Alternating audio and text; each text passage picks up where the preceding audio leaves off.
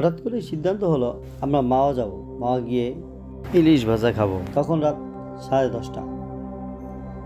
যে কথা সেই কাজ। স্যার আমাদের জন্য গাড়ি নিয়ে আসলেন। আমরা খুশি মনে গাড়িতে করে মাওয়া যাচ্ছি। স্যার গাড়ি চালাচ্ছেন। রাতের মনোরম দৃশ্য আমরা উপভোগ করতেছিলাম। মৃদু আলোতে খুব সুন্দর দেখাচ্ছিল। ভাবতেই পারছিলাম না যেখানে আলো খুব স্বল্পতা।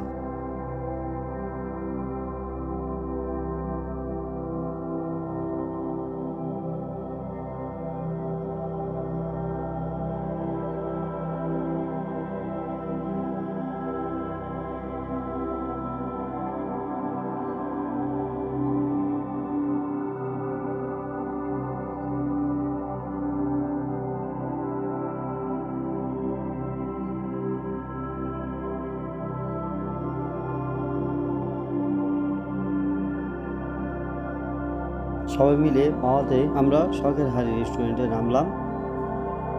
চারপাশ ঘুরে দেখলাম, কিন্তু বৃহস্পতিবার হওয়ায় ভিতরে কোনো জায়গা নেই। প্রচুর ভিড় ছিল, বিদায় সেখানে আমরা আর ঢুকতে পারলাম না। ঘাটের সামনে একটা রেস্টুরেন্টে গেলাম। সেখান থেকে দুটো বড় বড় ইলিশ মাছ নিলাম। মাছ দুটি খুবই বড় ছিল।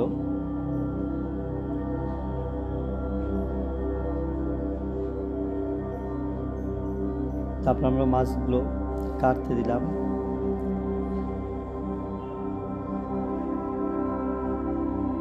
কাটাকাটি শেষে সেগুলো ভাজার প্রক্রিয়া চলছে।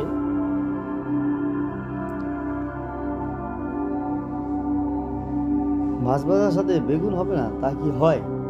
তাই আমরা কতগুলো বেগুনও নিলাম।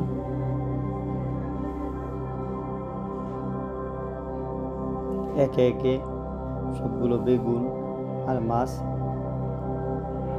ভাজা শুরু করলো। কয়েকটি স্মরণীয় দিনের মধ্যে এটিও একটি স্মরণীয় দিন হিসেবে থাকবে। এই ভিডিওটি করার উদ্দেশ্যই হলো স্মরণীয় করে রাখা।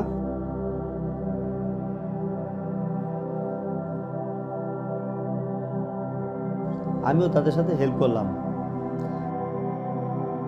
যখন মাছ ভাজা শেষ তখন আমার প্রায় ঘুম এসে পড়েছে। একটু পরেই ভর্তা, ভাত, ডাল আর মাছ টেবিলে পরিবেশন করা হলো। আমরা খুব আনন্দের সাথে খেলাম। কিছুটা সময় আমরা ঘোরাঘুরি করলাম, তারপর একসাথে বসে আমরা গল্প করলাম। এবার বাড়ি ফেরার পালা। রওনা হলাম গন্তব্যের উদ্দেশ্যে।